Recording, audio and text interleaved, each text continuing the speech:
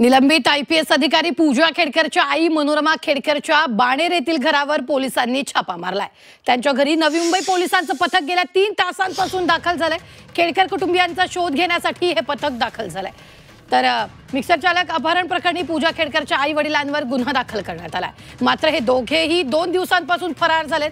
अपहरण झालेला truck helper Pralhad Kumar Baner इथल्या दिलीप खेडकरच्या बंगल्यात आढळलेला होता। या प्रकरणी दिलीप खेडकरवर अपहरणात थेट सहभागाचा आरोप करण्यात आलाय।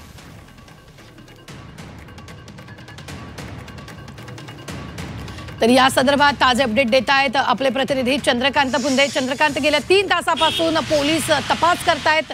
यावेळी बाणेर येथील घरावरही पोलिसांनी छापा मारलेला।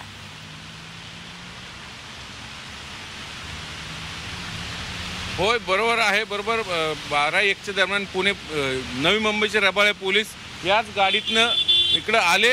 ही जी गाडी बाबा MS-05 ची, त्या गाडीतनं ते आले आणि आता 3 तास उलटून गेलेले आहेत। आतमध्ये एक 7-8 जणांचं पथक आहे। PI आहे, AP आहे, नंतर कॉन्स्टेबल आहे आणि वकील आहेत। सगळ्यात महत्त्वाचं ते सगळे तपासणी करतायत। खरं तर 2 दिवसापूर्वीच त्यांनी तपासणी केली होती। मी अगदी चतुर्संगी पोलिसांना घेऊन त्यावेळेस कुत्री सोडली होती मनोरमा खेडकर यांनी पोलिसांवरती। मग तो एक वेगळा गुन्हा दाखल झाला आहे मनोरमा खेडकर, तेव्हापासून त्याही गायब आहेत। आणि दिलीप खेडकर ते तर यापूर्वीच गायब होते। म्हणजे ज्यावेळेस रबाळे पोलीस इथं माग काढत त्या हेल्परच्या अपहरण केसमध्ये इथपर्यंत आले, तेव्हा त्यांनी त्या हेल्परला पोलिसांच्या स्वाधीन केलं, पण बाकी काही मदत केली नाही। गेटच्या आतही घेतलं नाही। त्यावेळेस कुत्री सोडली म्हणून ती वेगळा गुन्हा दाखल झाला।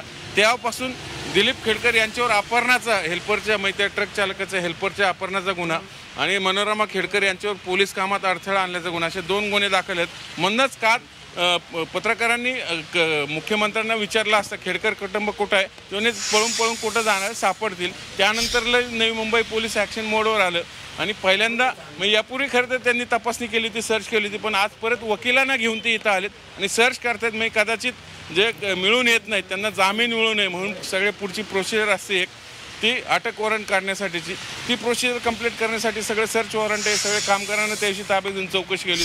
आजही तेच सुरू आहे। आता इथून काय दस्तावेज ते नेतात का? मागच्या तपासणीमध्ये त्यांनी एक जुना मोबाईल पूजा खेडकरचा घेऊन गेले होते। आज काय नेतात तेच पाहायचं। पण एकूणच खेडकर दाम्पत्य पुन्हा एकदा अडचणीत आलेलं आहे त्यांच्या चुकांमुळे किंबहुना मुजोरीमुळे। कारण यापूर्वी आपल्याला माहिती आहे माझी आई पूजा खेडकर टर्मिनेटेड झाली सर्व्हिस मध्ये।